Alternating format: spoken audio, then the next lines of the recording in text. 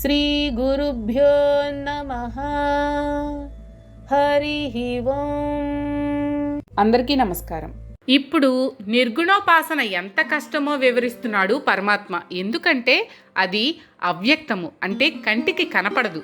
ఊహిద్దాము అంటే ఊహలకు అందదు, ఆలోచిద్దాము అంటే మనసుకు అందదు. మరి దేని గురించి ధ్యానం చేయాలి?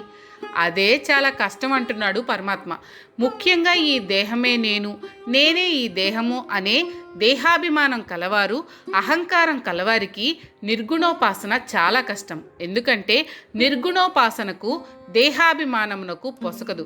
ఏ ఆకారము మనసులో నిలపకుండా ధ్యానంలో కూర్చుంటే ఈ దేహం, ఈ దేహంతో చేసే పనులు, ఈ దేహంతో ఇతర దేహములతో ఉన్న అనుబంధం, ఆసక్తి అన్నీ గుర్తుకొస్తాయి. కాబట్టి దేహాభిమానం కలవాడు నిర్గుణోపాసన చేస్తే దాని వలన సుఖం లభించకపోగా అంతులేని దుఃఖం లభిస్తుంది. కాబట్టి దేహాభిమానం కలవాడికి నిర్గుణోపాసన సాధ్యం కాదు. కాబట్టి నిర్గుణోపాసన చేయాలంటే దేహాభిమానం ఉండకూడదు, ప్రాపంచిక విషయముల మీద ఆసక్తి ఉండకూడదు.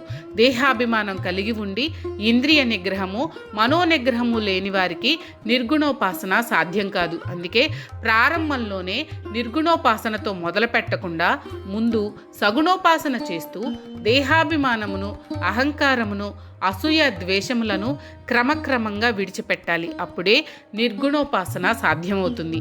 ఆ కారణం చేత మొట్టమొదట ప్రతివాడు సగుణోపాసనతో ప్రారంభించాలి. అందుకే మనకు దేవాలయ వ్యవస్థను ఏర్పాటు చేశారు.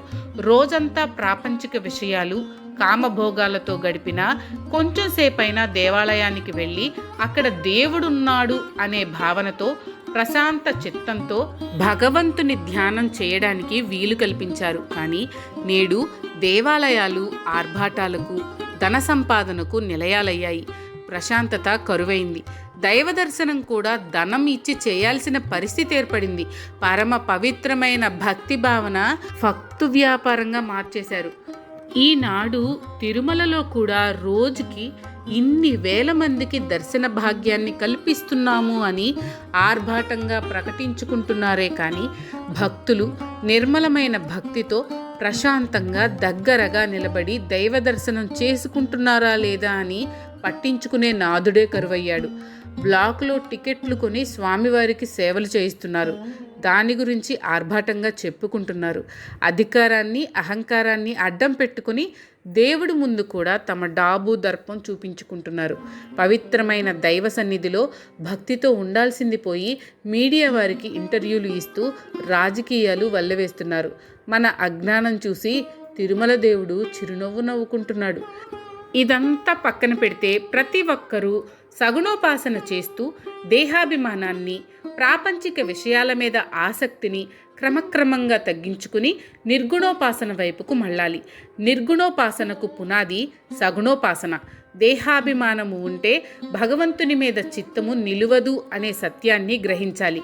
నిర్గుణోపాసన కఠినము, దుఃఖతరము ఎవరికి అంటే దాని గురించి సరి అయిన అవగాహన లేనివాడికి. నిర్గుణోపాసన అంటే చక్కని అవగాహన ఉండి దానికి తగిన పరిస్థితులు కల్పించుకున్న వాడికి. అంటే దేహాభిమానమును, అసూయ ద్వేషములను వదిలి వైరాగ్యమును పొంది నిష్కామ కర్మలు చేస్తూ ఆ కర్మలను, కర్మఫలములను పరమాత్మకు అర్పిస్తూ ఆ కర్మఫలములను పరమాత్మ ప్రసాదంగా స్వీకరించేవాడికి పరమాత్మ ఎక్కడో ఒక చోట లేడు, ఈ ప్రపంచమంతా నిండి ఉన్నాడు, ప్రతి జీవిలో ఆత్మస్వరూపుడుగా ఉన్నాడు అని తెలుసుకున్న వాడికి నిర్గుణోపాసన చాలా సులభమవుతుంది. కాబట్టి మొట్టమొదట దేవుడు ఉన్నాడు అని నమ్మి దేవాలయాలకు వెళుతూ సగుణోపాసన చేస్తూ అక్కడే ఆగిపోకుండా నిర్గుణోపాసన వైపుకు మళ్ళీ ధ్యానం చేయాలి. మంచి గురువును ఆశ్రయించి వారి వద్ద శాస్త్రాధ్యయనం చేసి జ్ఞానం సంపాదించి చివరకు మోక్షం పొందాలి. అంతేకాని మొట్టమొదటనే నిర్గుణోపాసన అని మొదలెట్టి దుఃఖాల పాలవకూడదు అని కృష్ణ పరమాత్మ బోధించాడు. ఎవరైతే సమస్త కర్మలను నాయందు ఉంచి నన్నే పరమగతిగా భావిస్తారో, ఏకాగ్రమైన మనస్సుతో నన్ను ధ్యానిస్తారో, నాయందే తమ చిత్తంను లగ్నం చేస్తారో, ఈ యోగము తప్ప మరే ఇతర యోగములను అనుష్ఠించరో, ఎల్లప్పుడూ నా గురించి చింతిస్తూ నన్ను ఉపాసిస్తారో అటువంటి వారిని నేను ఈ మృత్యువుతో సమానమైన ఈ సంసారము అనే సముద్రం నుండి అతి త్వరలో ఉద్ధరిస్తాను, బయటపడవేస్తాను, ఏమాత్రం ఆలస్యం చేయను. ఇక్కడ పరమాత్మ మృత్యువుతో సమానమైన సంసార సాగరం గురించి, దాని నుండి ఉద్ధరింపబడే మార్గం గురించి వివరించాడు. సంసారము అంటే మృత్యువుతో సమానం. సంసారం ఒక సముద్రం వంటిది. దారి తెన్ను తెలియదు. ఎంత ఈదినా ఒడ్డు చేరలేం. అటువంటి సంసారము అనే సాగరంలో పడి దిక్కుతోచని వారిని నేను ఉద్ధరిస్తాను అని అంటున్నాడు పరమాత్మ. దానికి మనం చేయాల్సిన పనులు కూడా వివరించాడు. మానవుడు చేసే అన్ని కర్మలు నాకే అర్పించాలి అన్నాడు. వాటితో ఏ సంబంధము పెట్టుకోవద్దు అని అన్నాడు. నేను తప్ప మరొక మార్గం లేదు అని భావించమన్నాడు. అనన్యమైన భక్తి కలిగి ఉండాలి అన్నాడు. ఏకాగ్రమైన చిత్తంతో నన్ను ఉపాసించాలి అని అన్నాడు. నీ మనస్సును ఆత్మలో చక్కగా ప్రతిష్ఠించు అని చెప్పాడు. ఇలా చేస్తే ఈ సంసారం గురించి ఏమాత్రం భయపడనక్కర్లేదు. ఆ సంసార సాగరం నుండి నేను ఉద్ధరిస్తాను అని హామీ ఇచ్చాడు. ఈ సౌలభ్యం ఏదో ఒక ఉన్నత కులంలో పుట్టిన వారికే అని రిజర్వేషన్లు పెట్టలేదు. ఏతు అంటే పరమాత్మను ఆశ్రయించిన అందరికీ, కుల మత ప్రాంత భేదం లేకుండా, స్త్రీ పురుష ధనిక పేద భేదం లేకుండా, పండితుడు పామరుడు అనే తేడా లేకుండా అందరికీ అందుబాటులో ఉంది అని అంటున్నాడు పరమాత్మ. సర్వాణి కర్మాణి అంటే ఏదో 1-2 కర్మలు కాకుండా తాను చేసే సమస్త కర్మలను కృష్ణార్పణం అంటూ పరమాత్మకు అర్పించాలి, సమర్పించాలి. అంటే కర్తృత్వ భావన లేకుండా, నేనే ఇదంతా చేస్తున్నాను అనే అహంభావం లేకుండా కర్మలు చేయాలి. అంటే దీని అర్థం చేయాల్సిన వెధవ పనులు అన్నీ చేసేసి చివరకు కృష్ణార్పణం అంటే సరిపోదు. ఏ కర్మ అయినా చేసే ముందు చక్కగా ఆలోచించి చేయాలి. ఇది ధర్మసమ్మతమా, న్యాయసమ్మతమా, ఇది నాకు తగిందా లేదా, ఈ కర్మ వల్ల ఇతరులకు ఏమైనా హాని కలుగుతుందా, నష్టం కలుగుతుందా, ఇవన్నీ ఆలోచించిన తర్వాతనే చేయాలి. ఆ కర్మలకు ఏ ఫలితం వచ్చినా అది భగవంతుని ప్రసాదంగా స్వీకరించాలి. అనన్యేనైవ యోగేన అంటే ఇదేదో కొత్త యోగం అని కాదు. రోజుకో దేవుడు చొప్పున తాము కోరుకునే కోరికలను బట్టి దేవుళ్లను మార్చకుండా ఏదో ఒక దేవుణ్ణి పరమాత్మ స్వరూపంగా భావించి నిష్కామంగా భక్తి శ్రద్ధలతో ఉపాసించాలి. మయ్యావేశిత చేతసాం అంటే నీ మనసును సదా నా యందు లగ్నం చెయ్యి. మనం రోజువారీ పనులు చేసుకుంటూ ఉంటాం. అవి ధర్మసమ్మతంగా, న్యాయసమ్మతంగా చేయాలి. ఆ పనులు చేసేటప్పుడు కూడా మనస్సును నా యందు లగ్నం చెయ్యాలి అని అంటున్నాడు పరమాత్మ. ఎందుకంటే ప్రపంచంలో సంచరించేటప్పుడు, కర్మలు చేసేటప్పుడు లోభం కానీ మోహం కానీ నిన్ను అంటకుండా ఉండేటందుకు ఎల్లప్పుడూ నన్నే ధ్యానిస్తూ నా యందు మనస్సు లగ్నం చెయ్యాలి. మాం ధ్యాయంత ఉపాసతే అంటే నన్నే ధ్యానిస్తూ ఉపాసించాలి. కేవలం ఉపాసన సరిపోదు, దానికి తోడు ఏకాగ్రమైన మనస్సుతో ధ్యానం కూడా చేయాలి. పరమాత్మను గురించి తెలుసుకొని ధ్యానం చేయాలి. ఏవేవో కోరికలను మనసులో పెట్టుకొని అవి తీరడానికి ధ్యానం, ఉపాసన చేయకూడదు. మత్పరాహ అంటే నాయందే నీ మనస్సు ఎల్లప్పుడూ లగ్నం చేయాలి. ఏ పని చేస్తున్నా అంటే అది చదువు కానీ, వ్యాపారం కానీ, రాజకీయం కానీ, ఉద్యోగం కానీ, ఏది చేస్తున్నా సరే మనస్సు మాత్రం పరమాత్మ మీద నిలిచి ఉండాలి. మృత్యు సంసాగరాత్ అంటే మనం సంసారాన్ని సాగరం అంటూ ఉంటాం. సంసారం, సాగరం, దుఃఖం అనే నానుడి మనలో ఉంది. ఇక్కడ ఈ సంసార సాగరాన్ని మృత్యువుతో పోల్చారు. సాగరంలో ఎన్నో జలచరాలు, తిమింగళాలు, సొరచేపలు లాంటి భయంకరమైన జలచరాలు ఉంటాయి. కాబట్టి ఈ సంసార సాగరంలో ఈదుతున్న మానవుడు దుఃఖాలు, రోగాలు, ముసలితనం అనే ఈ జలచరాల నోటపడి మరణించక తప్పదు. ముందు చెప్పిన విధంగా చేస్తే ఏ ఫలితం వస్తుంది అంటే, ముందు చెప్పిన విధంగా ధర్మబద్ధంగా కర్మలు చేసేవారికి, కర్మ ఫలములను పరమాత్మకు అర్పించిన వారికి, మనసు నా యందు లగ్నం చేసిన వారికి, నన్ను ధ్యానించే వారికి సముద్ధర్త అంటే మృత్యువు అనే సంసార సాగరం నుండి వారిని నేను పైకి లేవనెత్తుతాను. ఈ జనన మరణ చక్రం నుండి బయటపడవేస్తాను. అంటే మాటి మాటికి మృత్యువు రాకుండా, లేకుండా మోక్షాన్ని ఇస్తాను. అది ఎప్పుడో కాదు, నచిరాత్ అతి తొందరలోనే. నీవు సగుణోపాసన నుండి నిర్గుణోపాసనకు మళ్ళీ శాస్త్రములను అధ్యయనం చేసి జ్ఞానం సంపాదించి నా గురించి తెలుసుకున్న మరుక్షణం నీకు మోక్షమిస్తాను అని హామీ ఇచ్చాడు పరమాత్మ. మానవుడికి ఇంతకన్నా ఏం కావాలి చెప్పండి? కాబట్టి ఓ అర్జున, ముందు నీ మనస్సు నా యందు నిలుపు, నీ బుద్ధిని నా యందు లగ్నం చెయ్యి. అప్పుడు నువ్వు నా వెంటనే ఉంటావు, నా దగ్గరే ఉంటావు. ఇందులో ఎటువంటి సందేహమూ లేదు. దీనికి పరమాత్మ చక్కని సులభమైన మార్గం కూడా చెప్పాడు. ముందు నీ మనస్సును నాయందు అంటే ఆత్మయందు స్థిరంగా నిలుపు. తర్వాత నీ బుద్ధిని కూడా నాయందే నిలుపు అంటే మనస్సును బుద్ధిని ఆత్మయందు లగ్నం చెయ్యి. మనోబుద్ధి అహంకారాలలో మొదటి రెండు ఆత్మయందు లగ్నం అయితే మూడవది అయిన అహంకారం దానంతట అదే నశిస్తుంది. ఇప్పుడు జీవుడు పూర్తిగా ఆత్మస్వరూపుడవుతాడు. ఇప్పుడు మనకొక సందేహం వస్తుంది. మనస్సును ఆత్మయందు నిలిపితే చాలదా, బుద్ధి కూడానా అని అనుమానం రావచ్చు. మనస్సు ప్రాపంచిక విషయాలలో లగ్నమై పనిచేస్తుంది. బుద్ధి మనస్సు చేసే ఆలోచనలను నిర్ధారిస్తుంది. ఉదాహరణకు కంప్యూటర్లో 2 మెమరీలు ఉంటాయి. ఒకటి ర్యామ్ అంటే తాత్కాలికమైనది. మనం ఓపెన్ చేసిన ప్రతి విషయం అందులో తాత్కాలికంగా కనపడుతుంది. మనం ఏం చెప్తే అది చేస్తుంది. దానినే మనం మనస్సు అనవచ్చు. రెండవది హార్డ్ డిస్క్.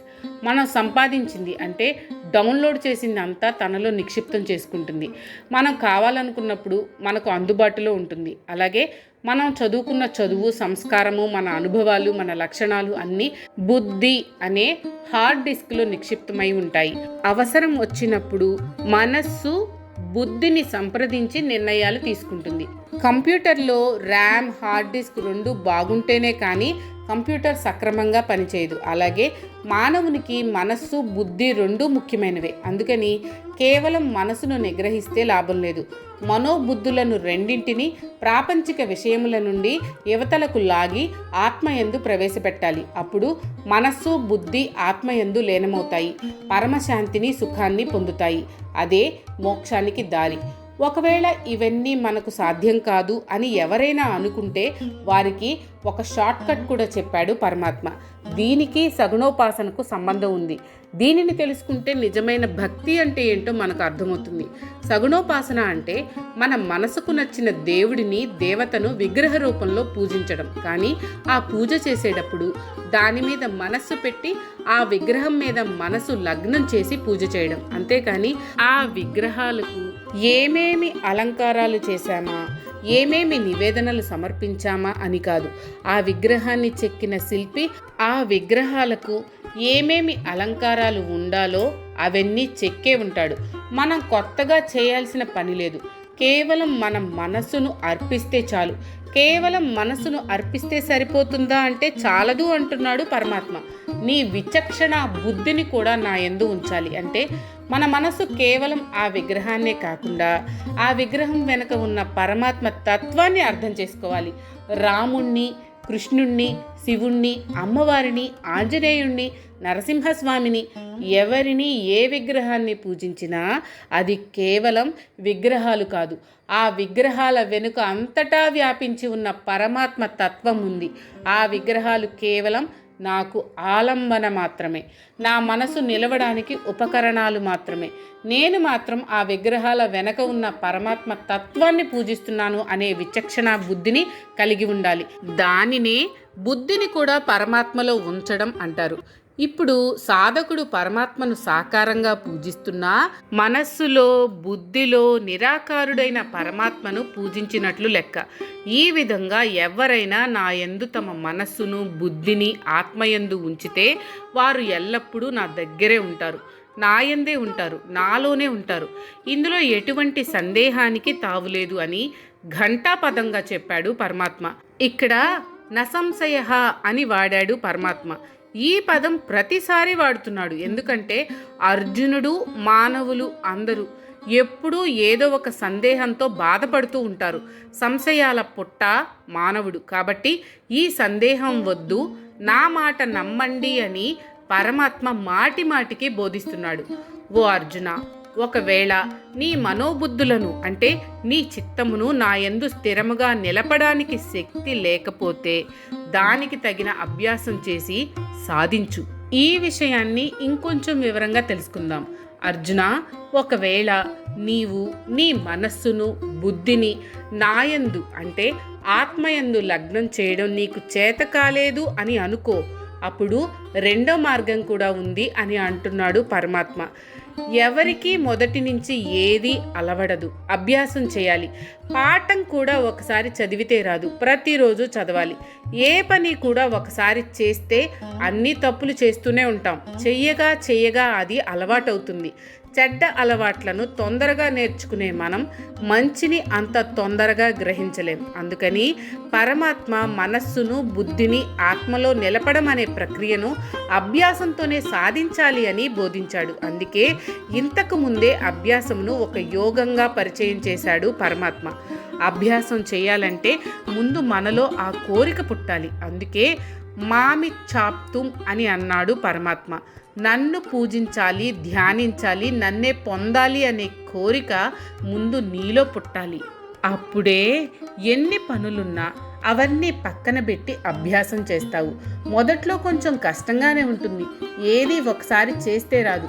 పట్టు వదలకుండా నిరంతరం చేయాలి. మరలా చేయాలి. దానినే నిరంతర అభ్యాసం అని అంటారు.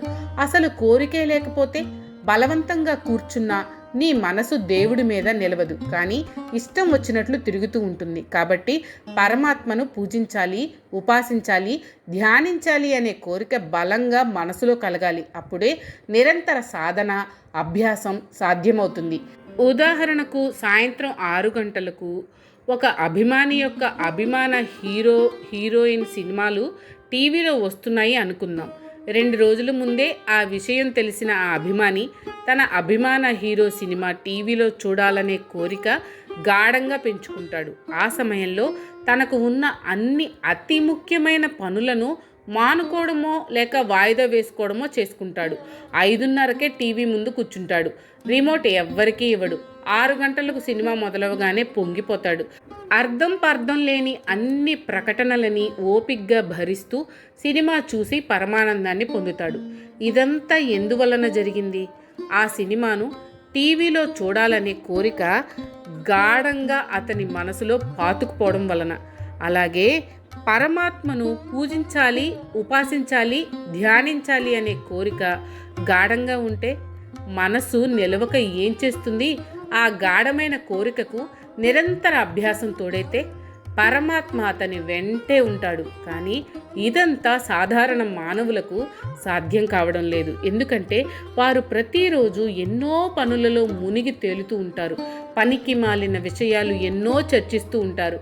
అర్థం లేని సీరియళ్ళు, సినిమాలు పదే చూస్తూ ఉంటారు. కానీ దేవుడి ముందు కూర్చోడానికి తీరిక దొరకడం లేదండి అని అంటూ ఉంటారు. ఇది మనం సాధారణంగా వినే మాట. తీరిక లేక కాదు, అలా కూర్చోడానికి మనసు అంగీకరించక. అటువంటి కోరిక లేక అంటే బాగుంటుంది. వీళ్ళే ప్రతిరోజు బాగా అలంకరించుకొని దేవాలయాలకు వెళతారు, పూజలు చేయిస్తారు. మేము ఆ పూజలు చేయించాం, మీ ప్రసాదాలు పంచామని గొప్పలు చెప్పుకుంటూ ఉంటారు.